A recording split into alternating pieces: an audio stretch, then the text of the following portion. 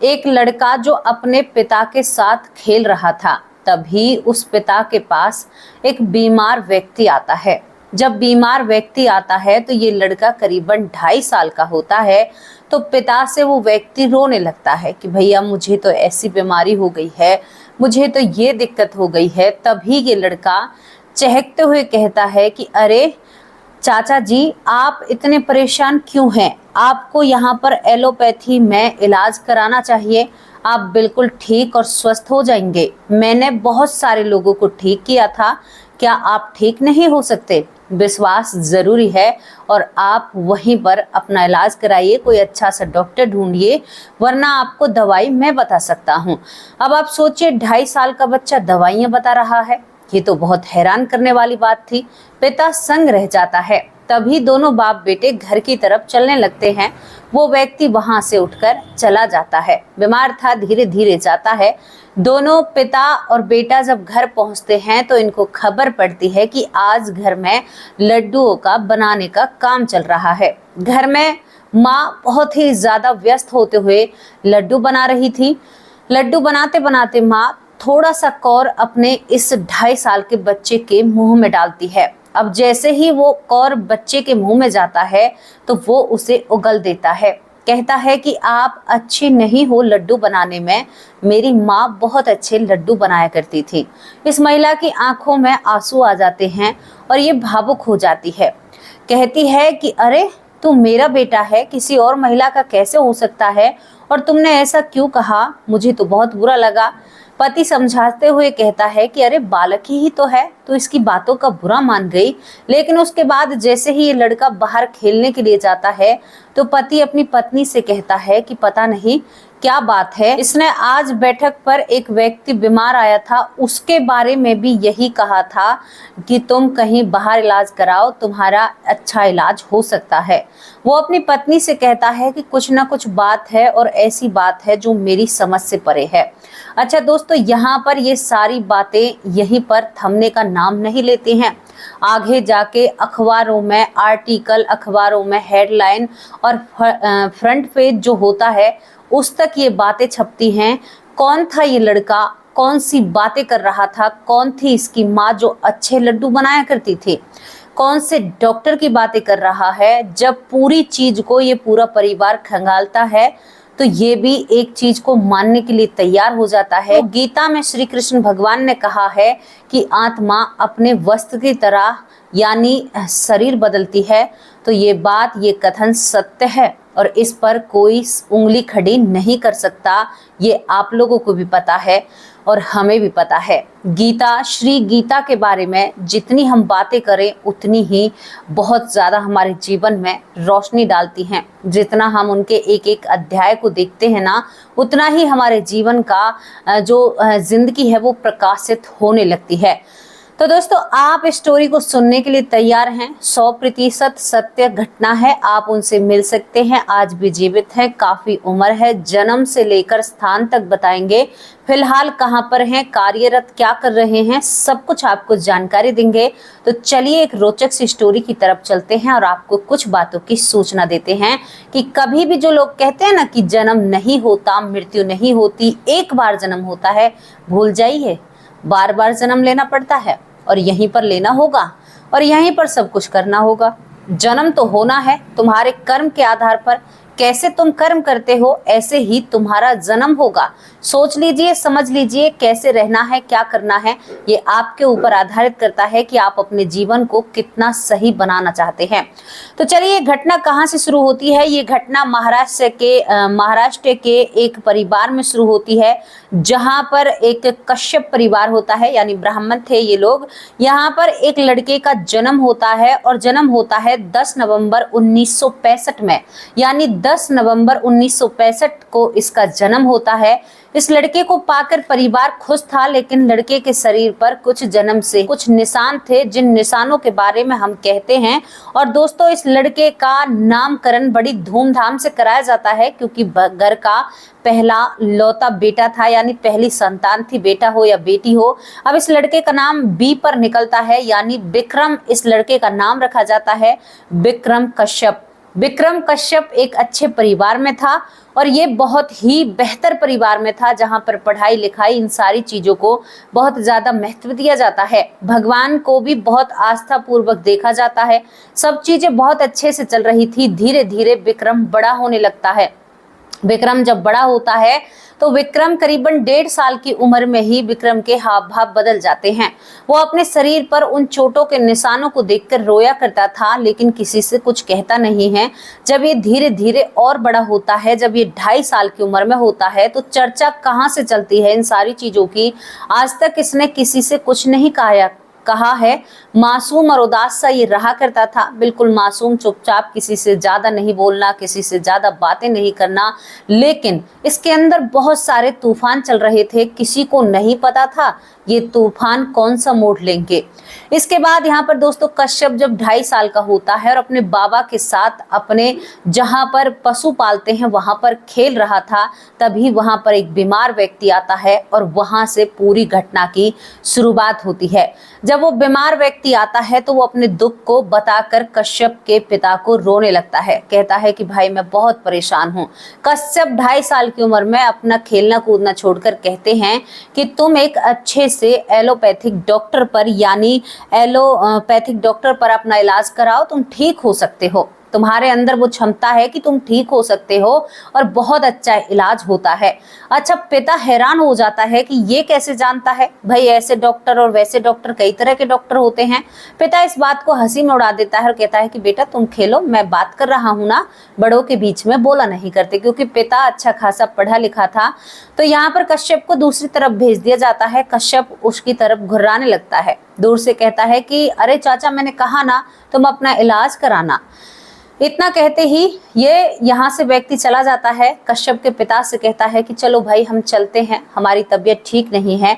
और जैसे ही ये यहाँ से चला जाता है तो अभी दोनों पिता और बेटे घर जाते हैं। जैसा कि मैंने आपको पहले बताया था, ये 2.5 साल की उम्र में अब बोलना तड़ाके से शुरू करता है, क्योंकि अब तक ये खामोश, जैसे कहते हैं ना कि तूफान आने से पहले की खामोशी थी।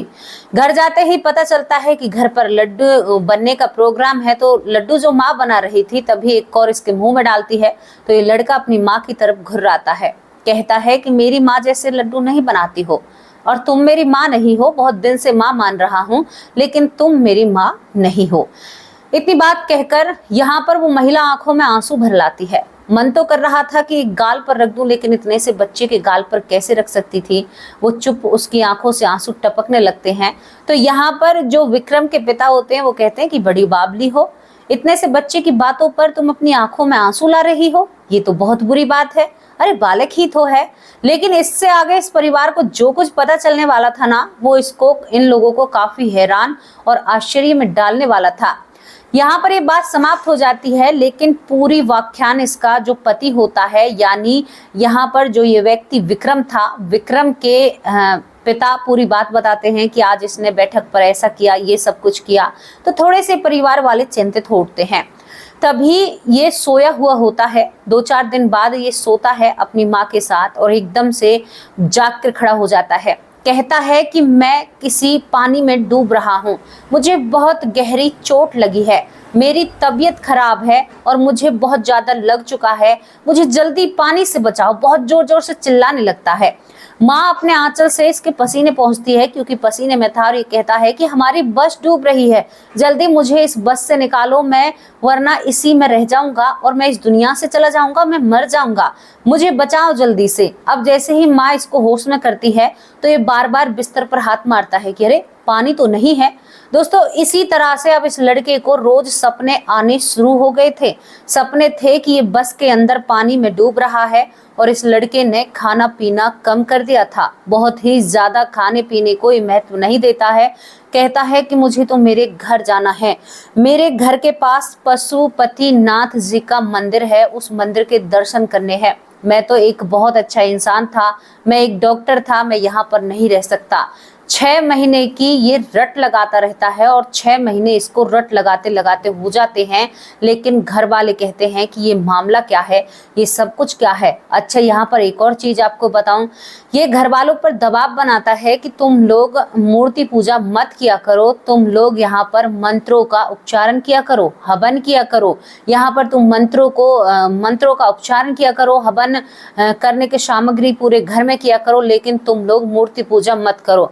अब ये घर के अपने ही बेटे से परेशान हो चुके थे कि हमारा बेटा क्या बात कर रहा है।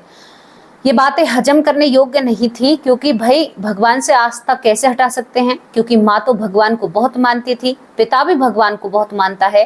तो ये बातें चुभने योग्य थी, खटकने योग्य थी और बहुत ही ज्यादा परेशान करने योग्य थी।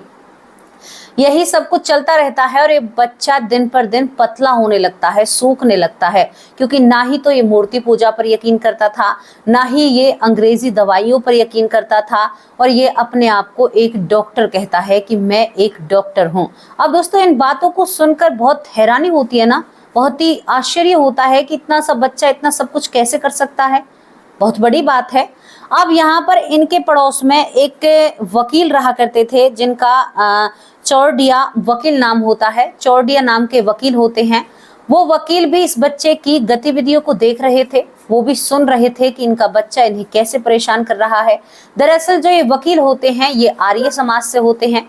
अब ये इनके पड़ोस में थे, तो आर्य समाज से जब ये होते हैं तो यहाँ पर ये विक्रम के पिता होते हैं, इनके पास बैठकर बात करते हैं, क्योंकि यहाँ पर विक्रम जो होता है इस वकील के घर जाकर उसका मन लगता है, क्योंकि जो जो उसके मन में बातें थी वो सारी पूरी विक्रम के घर, यहाँ पर जो वकील होता है वकील के घर पूरी हुआ करती थी। उसे वकील अंकल का घर बहुत प्रिय और बहुत अच्छा लगता था, क्योंकि उसमें सुबह मंत्रों का जाप हुआ करता था। यहाँ पर वो जैन समाज से आते हैं, जैन समाज कहीं दूर से नहीं आया है, हमारा ही समाज है, और यहाँ पर वो सारी चीजें उनकी फॉलो करता था, वही चीजें उसको पसंद होती हैं। अब यहाँ पर ये जो वकील साहब होते हैं, पड़ोसी जो चौरैया वकील साहब होते हैं, ये कहते हैं विक्रम के पिता से कि देखो, आपके बच्चे की जो गतिविधियां मैंने देखी हैं, इन सब चीजों में ये लड़का 3 साल करीबन 5 महीने का हो चुका था, 3.5 साल का नहीं होता है। यहाँ पर ये वकील कहता है कि जी मैंने आपके बेटे की ना सारी गतिविधियां देखी हैं। आपका बेटा शायद इसे बीते जन्म की बातें याद हैं, ये पिछले जन्म को अपने साथ ले आया है। आपको इनसे पूछताछ करनी होगी और हमें इन बातों की तह तक जाना होगा, वरना बच्चा बीमार भी हो सकता है और बीमारी के कारण इसके साथ कुछ भी हो सकता है, क्योंकि दिमाग पर बहुत प्रेशर और जोर डाल रहा है और ये चीजें दिमाग के लिए सही नहीं है।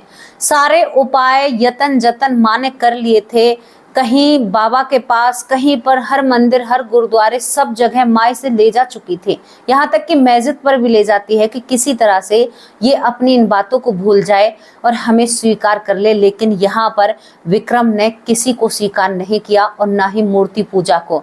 दोस्तों, इसके बाद मैं बार बार कह रही हूँ, मुझे बहुत तकलीफ हो रही है, क्योंकि मैं भगवान में बहुत आस्था रखती हूँ। मैं नहीं कहना चाहती इन शब्दों को, लेकिन इस घटना में ये बातें जुड़ी हुई हैं। केवल आपको बता रही हूँ, मेरे मन में मेरे प्रभु के लिए बहुत श्रद्धा है और बहुत मान सम्मान है। अब इसके बाद वकील की बातों से पिता संतुष्ट होता है। अब बेटे से पूरी खैर खबर पता, पिता कॉफी पेन लेकर बैठ जाता है, बेटे को पुचकारा जाता है और बेटे से पूछताछ शुरू की जाती है। विक्रम से पूछा जाता है कि बेटा ये मामला क्या है, हमें विस्तार से बताओ, हम इन चीजों को जानना चाहते हैं। दोस्तों, यहाँ पर विक्रम से जब पूछा जाता है तो विक्रम की आंखों में आंसू होते हैं और कहता है विक्रम, पिताजी मैं इन बातों का इंतजार कर रहा था कि कब आप मुझसे पूछें, कब मेरे दिल का हाल पूछें और कब मुझे मेरे बीते परिवार से मिलाएं। मैं यहाँ पर नहीं रह सकता, मैं वहां पर जरूर जाऊंगा। पिता को बहुत खटकती हैं ये बातें, लेकिन इन चीजों का समाधान निकालना था। अब यहाँ पर जब विक्रम से बातों को पूछा जाता है तो विक्रम कहता है कि पिताजी मैं मध्य प्रदेश में एक मंदसौर नाम का शहर है, यानी मंदसौर जिला है, जहाँ पर एक भानपुरा गांव है, भानपुरा गांव का मैं रहने वाला हूँ। पूरा पता देता है भानपुरा गांव में, और यहाँ पर ये कहता है कि मेरा नाम रवि जैन होता है, मैं एलोपैथी का डॉक्टर था, यानी अपनी डिग्री भी बताता है। यहाँ पर हमारे घर के पास एक पशुपतिनाथ का मंदिर भी था, जो बहुत प्रिय है। और यहाँ पर ये कहता है कि मैं अपने घर में डॉक्टरी की डिग्री पाकर बहुत खुश था। मेरी शादी नहीं हुई थी। मैं अपने माँ बाप से बहुत प्रेम करता था। मेरी माँ ऐसे लड्डू बनाया करती थी, इतने मेवा और इतनी चीजें उसमें डाला करती थी कि पिताजी आप अपनी उंगलियां चाट सकते हैं। मेरी माँ इतने अच्छे लड्डू बनाया करती थी और आपकी पत्नी को तो लड्डू बनाने ही नहीं आते हैं, वो तो अच्छे लड्डू बनाते ही नहीं हैं। वो कहता है कि हाँ बेटा, आपकी माँ को लड्डू बनाने नहीं आते। तो एकदम झटक कर कहता है ये विक्रम कि नहीं, वो मेरी माँ नहीं है, वो आपकी पत्नी है। मैं तो पता नहीं यहाँ पर कैसे आ गया। पिताजी, मैं बीते 1-1.5 साल से पानी में डूब रहा हूँ। मुझे पता है मेरी धड़कन जिस तरह से बढ़ती है, जिस तरह से मैं अपने आप को देखता हूँ, मुझे बहुत तकलीफ होती है। आज आपने पूछा है तो मेरी इच्छा पूरी कर देना। वो कहता है कि बेटा, पिता ने पूरा एड्रेस जमा कर लिया था, सब कुछ लिख लिया था। यहाँ पर अपने एक पंजाबी दोस्त का जिक्र करता है जो एलोपैथी का डॉक्टर होता है। कहता है कि पिताजी, उसके पास फलानी चीज की ये बुक मेरी उसके पास है और वो भी वहीं पर रहता है। अच्छा, इस पते पर ये कहता है कि पिताजी, मैं बहुत अच्छे से रहता हूँ, हम वहां पर थे तो मेरी माँ, मेरे माँ बाप बहुत अच्छे थे, हम बहुत अच्छे से जीवन गुजार रहे थे। हम मंत्रों का उच्चारण करते थे, हवन किया करते थे, जिंदगी बहुत बेहतर थी, अच्छी अच्छी चीजें खाया करते थे। उसके बाद हमारे घर एक निमंत्रण आता है। एक शादी में जाना था और वो शादी भी मेरे मामा के लड़के की होती है। शादी हम बस में बारात में जाते हैं। पिताजी, एक डैम पड़ता है, गांधी सागर डैम पड़ता है, उस डैम को हम पार कर रहे थे और वो डैम से हमारी बस गिर जाती है और हम कई बाराती ऐन मौके पर हमारी मृत्यु हो जाती है। मेरी माँ मेरे लिए बहुत रोई होगी। शादी के सपने सजाए थे मेरी माँ ने, मेरा परिवार था, मुझे वहां पर जाना है, और पैरों को जमीन पर मारने लगता है। अब पिता ने जब ये पूरी कहानी या पूरी घटना सुनी तो पिता उस वकील दोस्त को और 2-4 दोस्तों को लेकर यहाँ पर मध्य प्रदेश के मंदसौर जिले में भानपुरा गांव में पहुंचता है। और वहां पर जब ये सभी लोग पहुंचते हैं तो पूछते पूछते कहते हैं कि रवि जैन एलोपैथी के जो डॉक्टर थे, तो जिससे भी पूछते थे वो कहते थे कि बड़ा अच्छा व्यक्ति था, लेकिन बहुत बुरा उसके साथ हुआ। उसके साथ तो हादसा हो चुका है और वो तो अब इस दुनिया में नहीं है। आप उनका पता क्यों पूछ रहे हो? धीरे धीरे यहाँ पर ये इस डॉक्टर के घर भी पहुंच जाते हैं। वहां पर उसकी बूढ़ी माँ, पिता और बहुत अच्छी जिंदगी थी, घर परिवार बहुत अच्छा था, पैसों की कोई कमी नहीं होती है।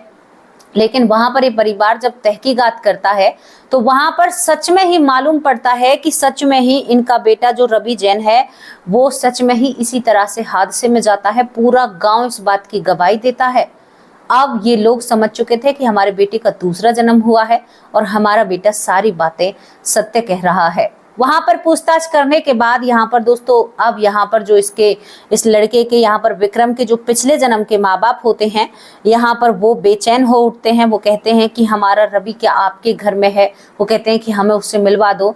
तो यहाँ पर इस विक्रम का पिता जो होता है वो हाथ जोड़कर खड़ा हो जाता है, कहता है कि माता जी, यानी आप मेरी बहन बराबर हो, मैं आपको क्या बताऊं, मैंने जो हाल रवि का यानी आपके रवि का और हमारे विक्रम का देखा है ना, अगर उसे पता चल गया ये सारी चीजें सत्य हैं, ये सब कुछ है, तो वो बिछड़ जाएगा, वो हमारे काबू में नहीं आएगा और ये चीजें हमें व्याकुल और परेशान कर देंगी।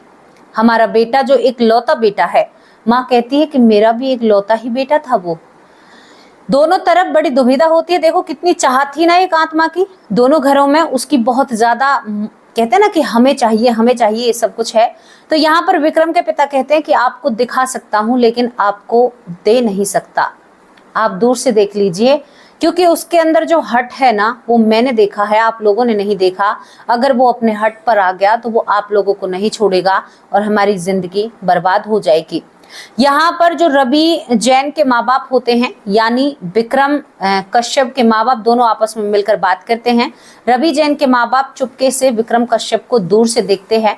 पूरी जानकारी निकालने के बाद यहाँ पर चौरडिया जो यहाँ डॉक्टर होते हैं यानी वकील होते हैं, वो सब कुछ समझ जाते हैं। उन्हें पता चल जाता है कि भाई ये सब कुछ सत्य है। ये सब कुछ सत्य होते हुए दोस्तों यहाँ पर स्वीकार कर लिया जाता है और तभी यहाँ पर जो रवि जैन उर्फ विक्रम कश्यप होता है उसे यहाँ से दूर इंदौर भेज दिया जाता है कि भाई अब इसको यहाँ नहीं रखा जाएगा, इसे बीते जन्म की बातें याद हैं, उसे इंदौर भेज दिया जाता है। लेकिन दोस्तों कहते हैं अतीत कभी भी पीछा नहीं छोड़ता। माँ बाप तरसते रहते हैं, माँ बाप बिलखते रहते हैं, लेकिन फिर भी ये सब कुछ चलता रहता है। दोस्तों यहाँ पर अपने आप से दूर कर कर उस बेटे को पढ़ाया था, लिखाया था। यहाँ पर करीबन 1970 में एक अखबार होता है, एक नई दुनिया अखबार नाम से, इसमें रवि की पूरे जीवन की कहानी को उतारा गया था। रवि उर्फ विक्रम जी के पूरे जीवन की कहानी को उतारा जाता है। विक्रम जी कहते हैं कि जब मैं बड़ा हो जाता हूँ, पढ़ाई कर लेता हूँ, मुझे भुलाने की पूरी कोशिश की जाती है, लेकिन आज भी मुझे वो बातें याद हैं और इसी वजह से आज भी मैं सारी बातों को याद रखता हूँ। लेकिन फिर मैंने उन चीज़ों से मुंह मोड़ लिया था। बहुत दिन तड़पा था उन सारी चीज़ों के लिए। 21 साल तक वो सपना दिखाई देता है, जिस सपने में वो बस के अंदर पानी में गिरता है। देखो आपके साथ एक घटना हुई है, आपको इस 21 साल तक वो घटना रात को बेकरार कर दिया करती थी, पसीनों में तरबतर कर दिया करती थी। ये होता है कपड़े बदलने का नतीजा, यानी शरीर बदलने का नतीजा। तो दोस्तों ऐसी सारी घटनाएं बहुत सारी होती हैं, सत्य घटनाओं पर आधारित होती हैं। यहाँ पर ये इंदौर के बिचौली हबसी गांव में आज एक सरकारी अध्यापक हैं, बहुत अच्छे पद पर हैं, बहुत अच्छा काम कर रहे हैं, बच्चों को शिक्षा दे रहे हैं और आज भी ये कहते हैं कि अब मैं समझता हूँ सारी चीजों को, मैं भगवान को भी समझता हूँ और मैं जैन धर्म को भी समझता हूँ, यानी जैन समाज को भी। मुझे सब कुछ पता चल चुका है और मैं हर चीज पर विश्वास करता हूं। शरीर हमारा बदलता है, इसमें कोई दो राय नहीं है। हम एक पुराने वस्त्र की तरह शरीर को बदलते हैं, ये बिल्कुल भी झूठ नहीं है, बिल्कुल भी गलत नहीं है। तो दोस्तों कैसी लगी आप लोगों को ये स्टोरी जो झंझोर कर रखती है और सत्य से रूबरू कराती है। 1975 में वो आर्टिकल छपा था एक नई दुनिया अखबार में, आप उसे भी ढूंढ सकते हैं, ढूंढना हो तो, क्योंकि मैंने तो भाई ढूंढ लिया है। यहाँ पर ये पूरा भानपुरा गांव होता है, दूसरा गांव, उसका मतलब ये सारी चीजें मैंने आपको बताई हैं। फिलहाल तो वो इंदौर के बिचौली हबसी गांव में एक अध्यापक हैं, आप वहां पर भी उनसे मिल सकते हैं। तो कैसी लगी आप लोगों को ये जानकारी, जो जानकारी मैंने आप लोगों को दी है। आज आप लोगों के नाम नहीं लूंगी मैं, क्योंकि काफी लेट हो चुकी हूँ, लेकिन बहुत एक ऐसी घटना है जो आपको सोचने पर मजबूर करेगी और सत्य घटना है। ये व्यक्ति आज भी जीवित हैं, बहुत अच्छी अपनी जिंदगी बिता रहे हैं। आप इनकी उम्र का अंदाजा लगा सकते हैं, क्योंकि मैंने बताया 10 नवंबर 1965 में इनका जन्म हुआ था, जिनका नाम यहाँ पर विक्रम कश्यप होता है, कश्यप परिवार से हैं। तो ये सारी चीजें हम झुटला नहीं सकते, पुनर्जन्म को हम झुटला नहीं सकते। कितने जन्म हुए हैं, बहुत लोगों को तो हजारों लाखों जन्म याद हैं अपने, जो बड़े बड़े ऋषि हुआ करते थे। तो इन बातों को झुटलाने का तो कोई फायदा ही नहीं है। अब आप लोगों से विदा लेती हूँ, कल हाजिर होंगे आप सभी लोगों के नाम के साथ। तब तक के लिए नमस्कार, जय हिंद, जय भारत।